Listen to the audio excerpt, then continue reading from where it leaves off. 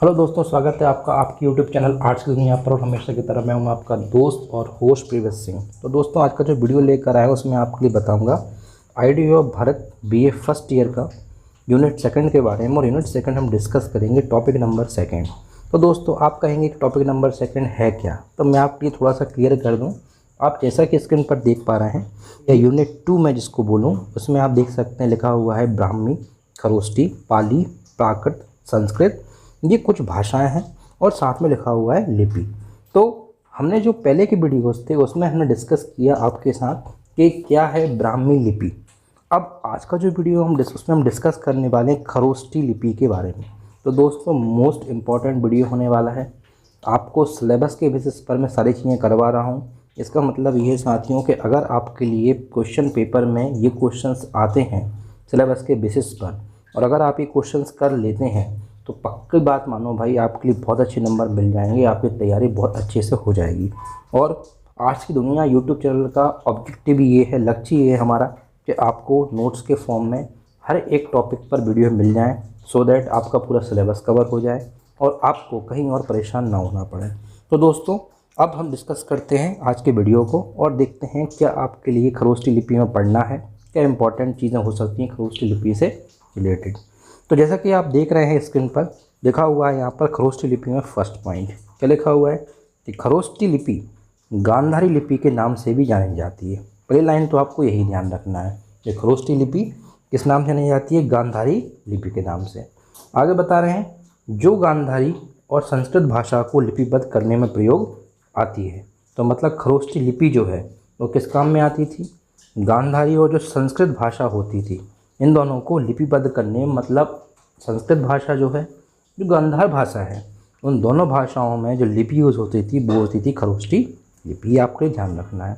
अगर हम बात करें खरोष्टी लिपि कौन से टाइम पीरियड में किस समय यूज़ होती थी, क्योंकि देखिए आप हिस्ट्री सब्जेक्ट पढ़ रहे हो, आईडी ऑफ भारत भी हिस्ट्री सब्जेक्ट का ही पार्ट है, तो पक्की बात है कि आपको पता होना चाहिए कौन सी चीज़ कौन से टाइम पर होती थी, कौन सी लिपि कौन से समय यूज़ होती थी। इसका प्रयोग 3वीं शताब्दी ईसा पूर्व से 30वीं शताब्दी तक प्रमुख रूप से एशिया में होता रहा है। तो जो खरोष्टी लिपि उसका यूज़ कहाँ हुआ है, एशिया महाद्वीप में ही हुआ है। और कहाँ टाइम पीरियड क्या दिया हुआ है, 3वीं शताब्दी ईसा पूर्व से 30वीं शताब्दी तक।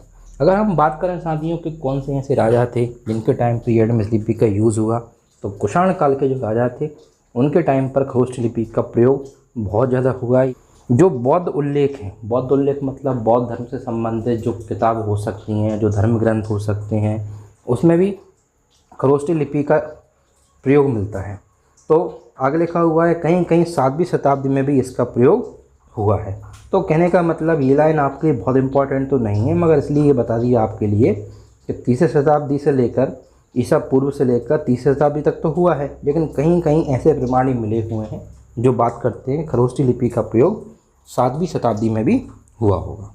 ये था पहला पॉइंट जिसे मैंने आपके साथ डिस्कस किया खरोष्टी लिपि के बारे में। खरोष्टी लिपि की एक बेसिक इन्फॉर्मेशन, एक बेसिक जानकारी शेयर की हमने आपके साथ।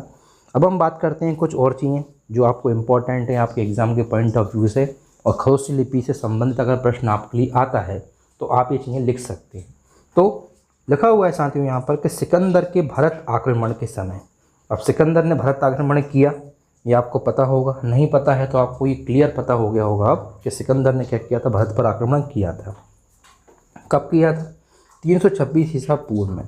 तो सिकंदर के भारत आक्रमण के बाद पश्चिम उत्तर प्रदेश में, पश्चिम उत्तर प्रदेश मतलब कि भारत जो महाद्वीप है, भारत का जो मैप है, जो नक्शा है, उसमें जो पश्चिम की दिशा में जितने भी एरिया रहे होंगे वहाँ पर यूनानियों ने, यूनानी मतलब सिकंदर जो है वो यूनान देश से आया हुआ था, इसलिए सिकंदर और उसके साथ आए हुए सेनापति सैनिकों को यूनानी कहा जाता। तो यूनानियों का जो शासन स्थापित हुआ, उन्होंने भी जो सिक्के चलाए उस समय, उन्होंने भी खरोष्टी लिपि के अक्षरों का उपयोग किया था। ये एक इम्पॉर्टेंट बात आपको पता होनी चाहिए। तो दोस्तों, यहाँ पर आपको मैं बताना चाह रहा हूँ मतलब कि जो आपको फर्स्ट पैराग्राफ में आपने पढ़ा कि 30वीं शताब्दी ईसा पूर्व से लेकर, तो ये कुछ आपके लिए उसके एग्जाम्पल्स दिए हुए हैं कि कैसा कैसा यूज़ हुआ होगा। आगे लिखा हुआ है यूनानियों से भी पहले ईरानी शासकों के चांदी के सिक्कों पर खरोष्टी के अक्षरों के ठप्पे देखने को मिलते हैं। तो यूनानी मतलब सिकंदर जो आया, इसके एग्जाम्पल तो आपको बताया ही है। इसके पहले जो ईरानी शासक थे उन लोगों के चांदी के सिक्कों पर भी खरोष्टी ठप्पे देखने को मिलते हैं। अब यहाँ पर कुछ और पॉइंट्स दिए जा रहे हैं आपके लिए, जैसे कि यहाँ बताया हुआ है कि एक प्राचीन भारतीय लिपि जो अरबी लिपि की तरह दाएं से बाएं को लिखी जाती थी। तो खरोष्टी के बारे में कुछ एग्जांपल्स और क्या हैं कि ये एक प्राचीन भारतीय लिपि थी जो अरबी लिपि की तरह, तो जैसे जो लिपि है उसमें दाएं से बाएं लिखा जाता है, वैसे ही चौथी 3वीं शताब्दी ईसा पूर्व में भारत के उत्तर पश्चिम सीमा प्रांतों में इस खरोष्टी लिपि का प्रचलन था। शेष भागों में ब्राह्मी लिपि का प्रचलन था।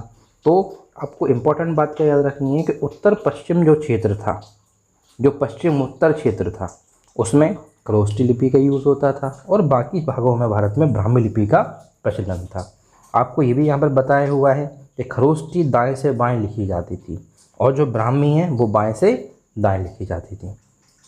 अगर हम आगे समझें कुछ और चीज़ें तो लिखा हुआ है कि ब्राह्मी लिपि के प्रसार के कारण खरोष्टी लिपि कम हो गई, और लेकिन फिर भी इस खरोष्टी लिपि में कुछ सिक्के और अशोक के 2 शिलालेख प्राप्त हुए हैं इतिहासकारों को। तो ये पहला पॉइंट आप याद रख सकते हैं।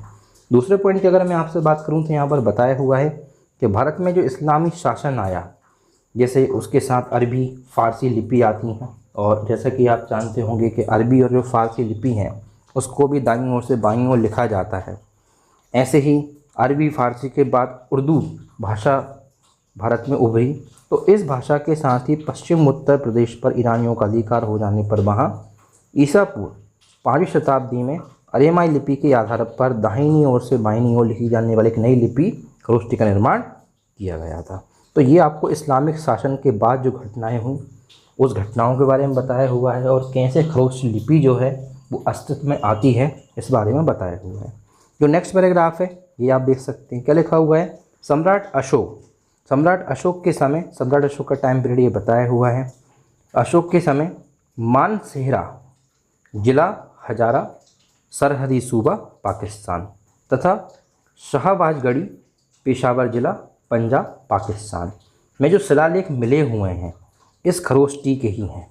तो इन 2 शिलालेखों को छोड़कर अशोक के सारे अन्य शिलालेख ब्राह्मी लिपि में हैं।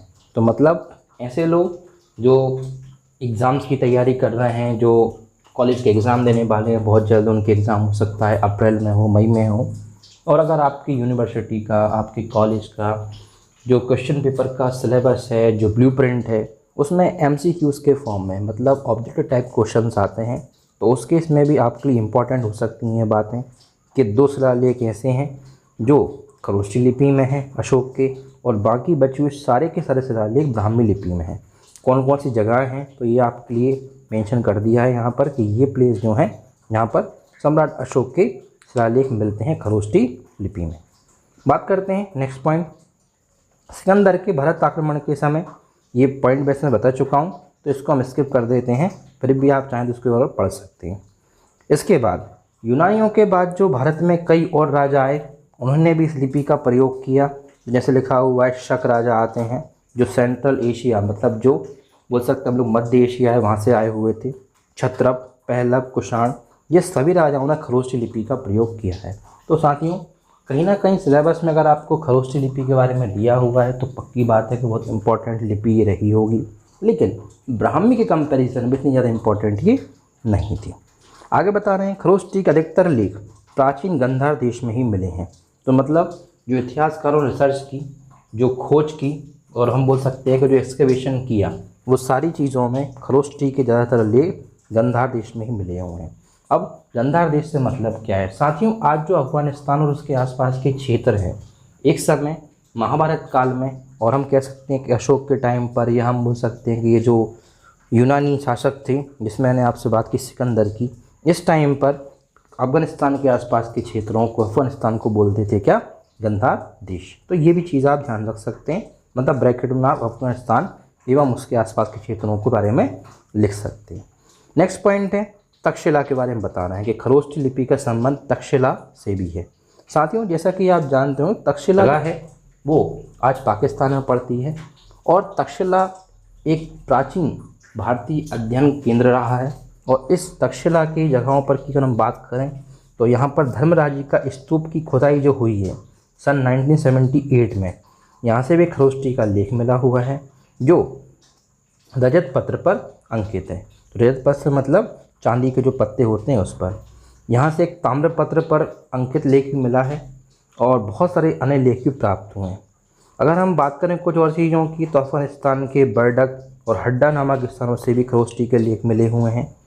मथुरा से भी महाक्षत्रप राजुल की रानी का सिंगाकृति पर खुदा हुआ खरोष्टी लेख उपलब्ध हुआ है।